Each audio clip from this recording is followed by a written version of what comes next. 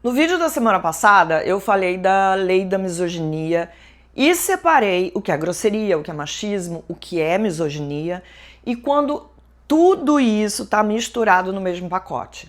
E aí eu fui ler os comentários porque, claro, eu quero entender se as pessoas estão na mesma página. Erro meu, né? Porque, olha, quem não quer entender, não entende mesmo. Mas como eu sou brasileira e não desisto nunca, eu trouxe alguns comentários que talvez ajudem a gente a avançar um pouco nessa conversa.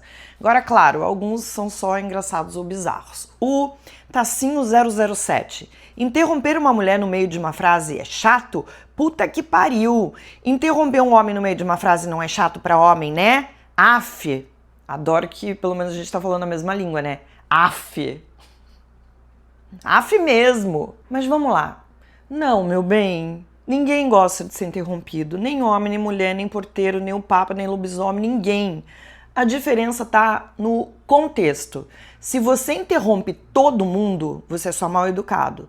Se você interrompe sistematicamente mulheres, aí começa a ficar com um cheirinho de misoginia. O problema é que muita gente finge não entender essa diferença porque prefere transformar qualquer nuance em exagero. Agora, transformar isso automaticamente em crime já é outra conversa. E eu não concordo com isso, tá? Agora vamos lá. O lobo malvado, os nomes. Lobo malvado 25. O que mais vejo mulheres dizendo que homem não presta, que não vale nada, etc. Vai ter leis para nós homens também? Ou as mulheres podem continuar ofendendo? Bom, primeiro que generalização é sempre burrice, seja contra homem, mulher ou o signo de escorpião. Agora, vamos combinar uma coisa básica. Homem não sofre violência estrutural por ser homem. Homem não ganha menos por ser homem. Não é morto dentro de casa por ser homem. Então não é a mesma coisa. É feio sair dizendo que homem não presta? É. É inteligente? Nem um pouco. Eu concordo em tratar todos os homens como estupradores em potencial? De jeito nenhum. Mas não dá para fingir que uma ofensa genérica contra homens tem o mesmo peso histórico, social e estrutural da violência dirigida contra mulheres. Essa discussão não deveria virar um campeonato de vitimização, tá? Então vamos lá. O @OtávioPico7900. O PL é péssimo porque não é específico. Aqui finalmente aparece uma preocupação que parece legítima. O PL pode ser criticado porque é vago, eu falei isso. E lei vaga abre espaço para interpretação ruim e no Brasil a gente sabe como isso tem de sobra.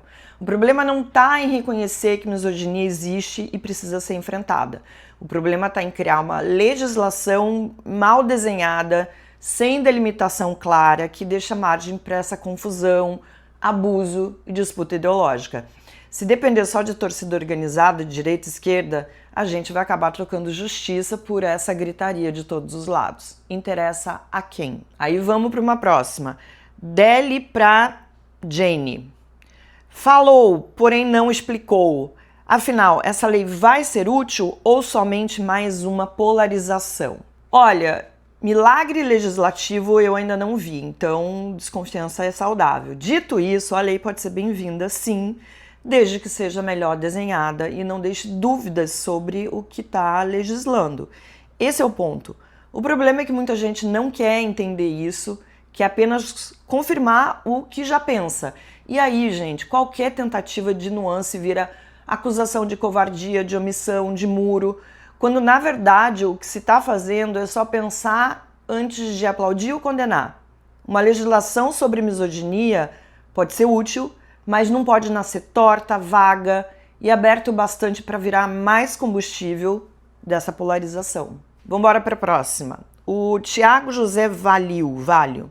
Tive 4 filhos, o 5º filho que fui ter eu frouxei.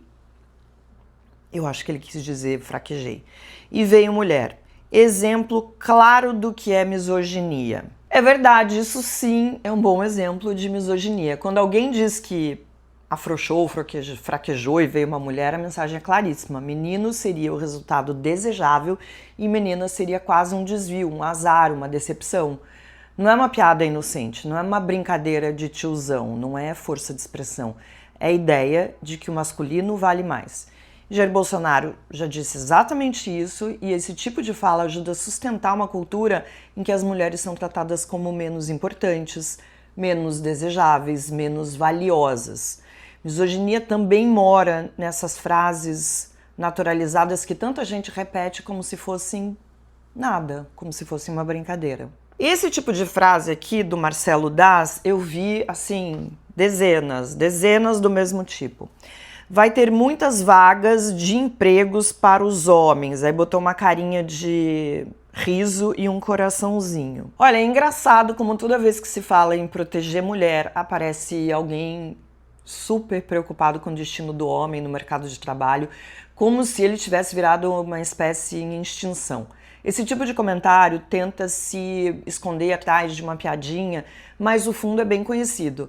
O medo de perder privilégio, o medo de que mulheres ocupem espaço. E isso vira uma desculpa para dificultar ainda mais a entrada delas no mercado de trabalho, como se elas já não enfrentassem barreiras suficientes por causa da maternidade, das duplas e triplas jornadas, da desigualdade salarial, da desconfiança permanente sobre a sua competência. Quando a igualdade entra na conversa, muita gente reage como se estivesse sendo expulsa de algum lugar. Não tá. Só está sendo obrigada a dividir espaço. É sobre isso que a gente está falando. Olha essa aqui que, assim, né? Misturando alhos com bugalhos.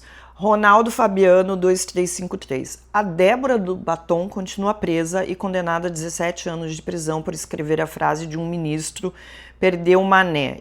Isso é misoginia? Isso é crime? Não falei que estava misturando tudo? Tem uma confusão aí que não é pequena. Misturar o caso da Débora do Batom com a discussão sobre misoginia é pegar um atalho que, olha, não leva a lugar nenhum.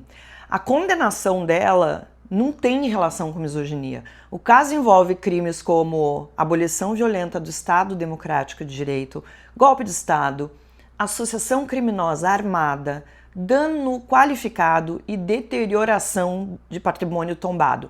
Então não, ela não está presa por escrever uma frase. E também não faz sentido usar esse episódio para tentar desmoralizar o debate sobre misoginia. São assuntos diferentes, embaralhados de propósito para produzir uma indignação boba. Então, ó, aqui não.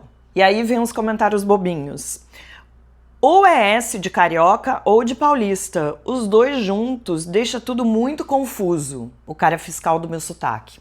Olha, eu sou paranaense, morei 16 anos em São Paulo, tô quase 14 anos no Rio. Meu sotaque virou uma bagunça mesmo. Faz parte.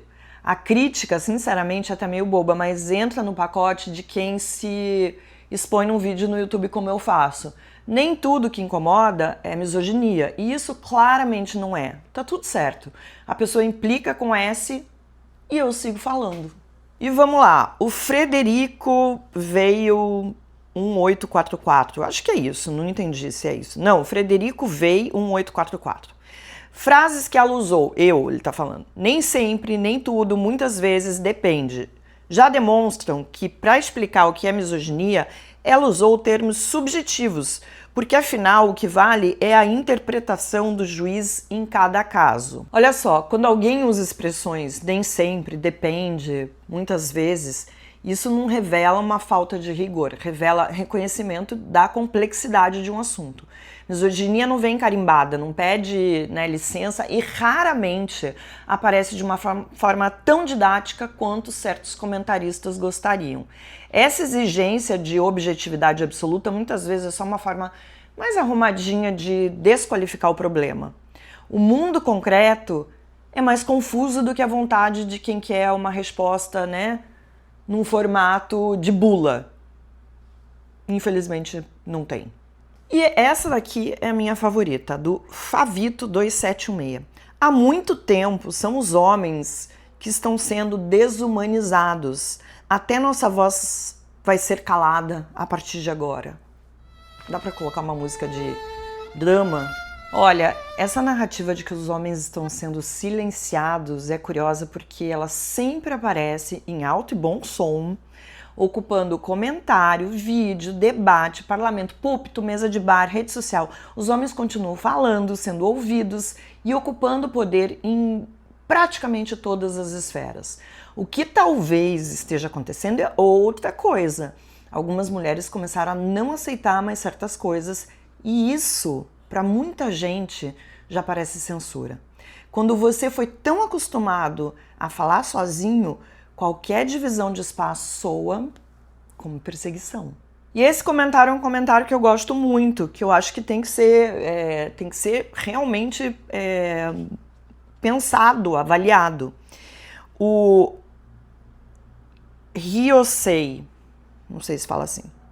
Pelo que entendi, dá para dizer tranquilamente que o judiciário não está preparado. Olha, dá para criticar o judiciário e a gente tem que criticar mesmo. O sistema é falho, lento, inconsistente, muitas vezes inseguro. Agora, usar isso como desculpa para relativizar a misoginia já é trocar de assunto sem admitir. Uma coisa não anula a outra. O judiciário pode não estar preparado para várias questões e ainda assim o problema que está sendo discutido continua existindo. Muita gente pega uma crítica legítima e transforma num escudo para não encarar a conversa principal. E já que estamos falando do Senado Federal que aprovou a lei da misoginia, tem umas ideias que, olha, sinceramente, parecem, nasceram prontas para irritar qualquer mulher que viva no Brasil real. E essa é uma delas. O Senado aprovou a criação da chamada Comenda Laço Branco. É uma medalha para homenagear homens ou instituições que atuem pelo fim da violência contra a mulher. A ideia é entregar esse prêmio a até 3 homenageados por vez, de preferência na semana de 6 de dezembro, data do Dia Nacional da Mobilização dos Homens pelo fim da violência contra as mulheres. Eu nem sabia que tinha já essa data. O nome dessa comenda não saiu do nada. O laço branco virou um símbolo dessa causa depois do massacre da Escola Politécnica de Montreal, no Canadá, em 1989, quando um homem assassinou 14 mulheres. Essa tragédia provocou uma mobilização de homens que passaram a usar um laço branco como sinal de repúdio à violência contra as mulheres. Um laço branco. Essa referência, portanto, ela é séria. O problema não está aí. O problema é pegar uma pauta grave, urgente, brutal e achar que o momento do Brasil pede uma medalha para homem. No país que bateu o recorde de feminicídio em 2025, uma média de 4 por dia, a resposta institucional é essa? Criar uma comenda para dar visibilidade ao compromisso masculino? É sério?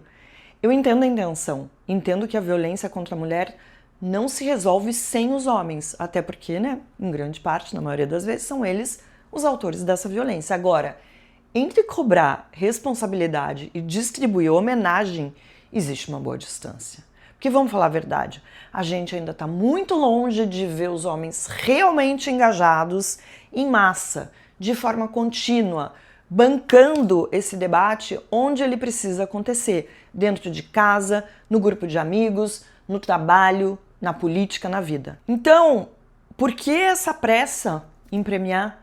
Parece aquela mania tão nossa de transformar um gesto simbólico numa grande resposta, como se fosse possível pular a parte difícil, que é mudar o comportamento, enfrentar a cultura machista, constranger agressor, rever a educação e ir direto, para a cerimônia. Homem faz o mínimo? Medalha. Homem resolveu não ser violento? Comenda. Homem se manifestou publicamente contra uma barbárie que mata mulheres todos os dias? Palmas. Desculpa, mas fica meio ridículo. Primeiro eu gostaria de ver os homens de fato comprando essa briga. Depois, bem depois, a gente conversa sobre prêmio. Porque do jeito que tá, soa como uma homenagem antecipada, quase uma fantasia institucional. Em vez de exigir mais, a gente já está agradecendo. E isso num país como o nosso é, no mínimo, patético. Você sabe em qual Brasil você vive? Porque a gente tem 5 Brasis. E olha, a maioria de nós só conhece o Brasil da nossa bolha. Eu passei meses investigando isso. Virou uma série original no Streaming do Meio. Ponto de partida da série Nós Brasileiros. É o tipo de produção que não existe em nenhum outro lugar. Está disponível para quem assina o Premium. Se você quer entender o país de verdade, não a versão que cabe nos shorts, o link está na descrição.